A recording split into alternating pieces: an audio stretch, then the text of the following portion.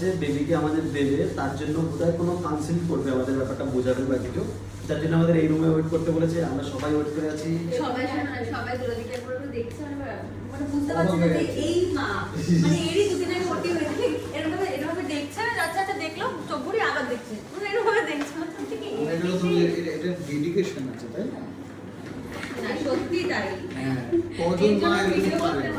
না আমার মনে হয় এইটা দেখে যারা অনেকে চায় বা পারে না করতে, তাদেরও অনেক সুবিধা হবে বা মনে একটা নিয়ে আসবে না যে হ্যাঁ এরকম ভাবে করা যায়। মানে বৌদি বললে আমি কেন পারবো না, এরকম মায়ের একটা মোটিভ আসবে।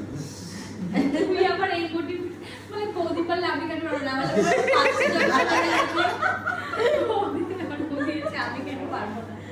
আমি বলছি ডেলিভারির পরে এত তাড়াতাড়ি সুস্থ হয়ে যাওয়া। ওর সাইজটা দেখো, করে গেছি অলরেডি। ওর সাইজটা দেখো পেটে, ওই যে ওর সাইজটা দেখো এটা।